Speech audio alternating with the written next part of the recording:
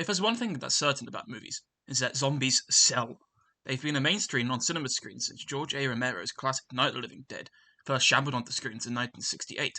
There have been hundreds of zombie films made in the years since, and I'm going to talk about one that I really enjoy, 2002's Resident Evil. Resident Evil was directed by Paul W.S. Anderson, who in my opinion has continually made watchable and enjoyable movies since the very start of his career. In fact, I would go so far as to say that the Resident Evil franchise, of which Anderson directed 4 installments, is often underappreciated. After a secret research station goes into lockdown to stop an airborne virus from reaching the outside world, Resident Evil follows the story of Alice, played by Mila Djokovic, as she and a slowly dwindling number of commandos seek to uncover the secrets of the research station. Also starring in the film is the always awesome Michelle Rodriguez, and Colin Salmon, an actor I always silently cheer for whenever he appears in anything.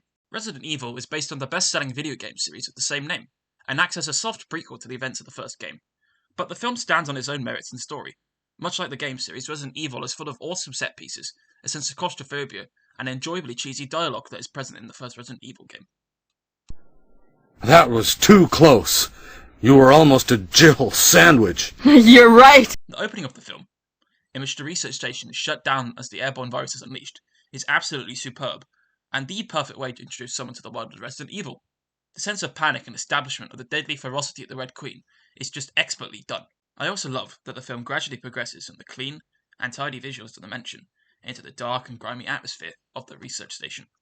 What I love about this film is that when the zombie carnage is thrust upon the commandos, it becomes a thrilling escape film, and the ever-increasing sense of danger and tension that begins to develop is really effective. The use of the AI Red Queen program to give the facility itself a way of mocking the commandos is great stuff, and it really gives the film a wonderful flavour of menace. You're all going to die down here. The film also contains what I consider to be one of the most nerve-inducing scenes I've ever seen, the hallway sequence. If you haven't seen or heard of this scene before, then when you watch the film, you're going to be in for a real treat. It's just expertly executed. I also absolutely adore the zombies in this film. The way they shamble around and attack the commandos is spooky stuff, and the scenes where they all clump together in a horde make for some very intimidating visuals. They also look very cool. They just have a bleached, dehydrated look to them that's spookily interesting and quite horrific. And most importantly, the film never forgets to be fun. It's high-tempo, non-stop stuff that if you want to watch a film that gives you thrills and spills, it more than does the job. The Resident Evil games were influenced by B-movies, so to see a little of this influence in the films is no worry to me.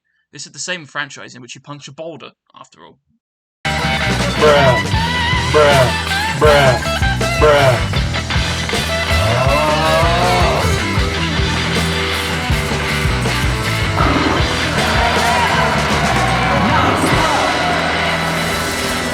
If you like action horror movies, then Resident Evil is the film for you. I recommend sitting back, turning off the lights, and journeying into the hive.